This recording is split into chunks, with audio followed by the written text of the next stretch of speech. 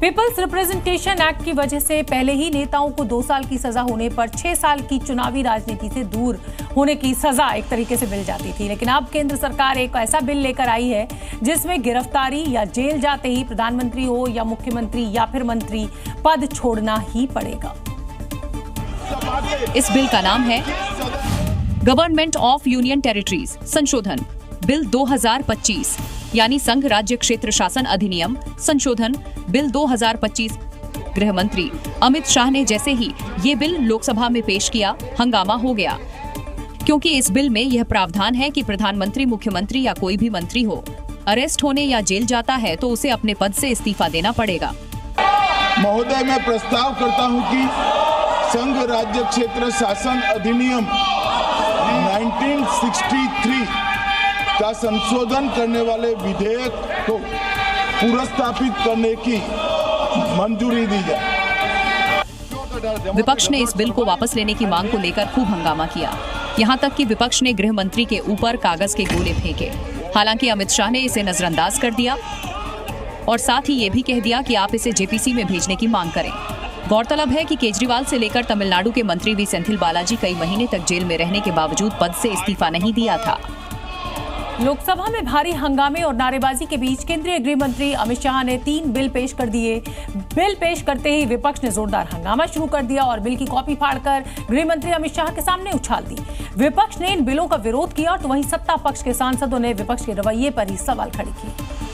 माननीय गृह मंत्री जी, बहुत नैतिकता की बातें कर रहे हैं आपने भाषण दिए थे चक्की पीसिंग, महाराष्ट्र में जिनको लेके डिप्टी सीएम बना के घूम रहे हैं आप। ये जो 3 विधेयक हैं, ये भारत के संविधान का जो मूलभूत स्वरूप है उसके पूरी तरह विरुद्ध है। पूरा गृह मंत्री के एकदम चेहरे पर आ गए, पूरा कागज फाड़ के फेंका गया।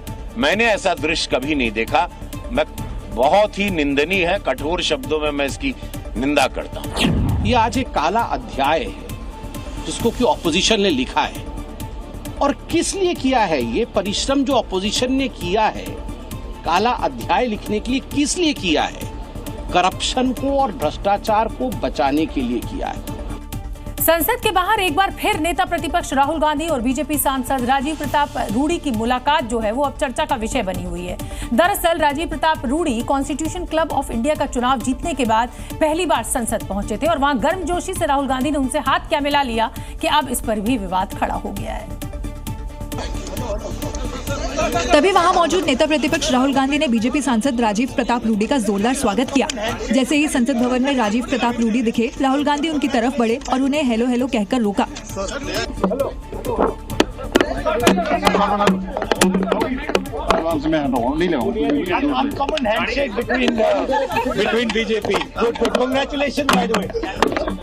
कॉन्स्टिट्यूशन क्लब ऑफ इंडिया के चुनाव से पहले भी दोनों के बीच मुलाकात हुई थी जो काफी चर्चा में आई थी। दरअसल हाल ही में राजीव प्रताप रूडी ने कॉन्स्टिट्यूशन क्लब ऑफ इंडिया का चुनाव जीता है, जिसमें विपक्ष ने रूडी के समर्थन में वोट किया था। रूडी की जीत में राहुल गांधी ने अपनी ताकत दिखाने की कोशिश की है। विपक्ष के भारी हंगामे के बीच उत्तराखंड विधानसभा के मॉनसून सत्र के दूसरे दिन अनुपूरक बजट समेत 9 विधेयक सदन में पारित हुए और सदन की कार्यवाही अनिश्चितकाल के लिए स्थगित कर दी गई, जिस पर विपक्ष के नेताओं ने कड़ा ऐतराज दर्ज किए और जमकर हंगामा किया। हंगामे की 4 तस्वीरें देखिए। नजारा उत्तराखंड विधानसभा का है, जहां मॉनसून सत्र के दौरान कांग्रेस विधायकों ने सदन में जमकर हंगामा किया और स्पीकर ऋतु खंडूरी उन्हें चेतावनी देती रही। बहुत गलत बात है, प्रॉपर्टी मत तोड़िए। बहुत आपकी प्रॉपर्टी है, उत्तराखंड की प्रॉपर्टी है, उत्तराखंड की जनता की प्रॉपर्टी है, आप मत तोड़िए उसको। गैरसैंड में कांग्रेस और निर्दलीय विधायक धरने पर बैठे और सरकार पर विपक्ष की आवाज दबाने का आरोप लगाया। अब ये तीसरी तस्वीर कांग्रेस और निर्दलीय विधायकों के सदन में रतजग्गा की है। रजाई गद्दों के साथ सदन में विपक्ष के विधायकों ने धरना दिया। बस विरोध की शुरुआत सड़क से हुई, जब उत्तराखंड क्रांति दल और आम लोगों ने कानून के मुद्दे पर जोरदार प्रदर्शन किया।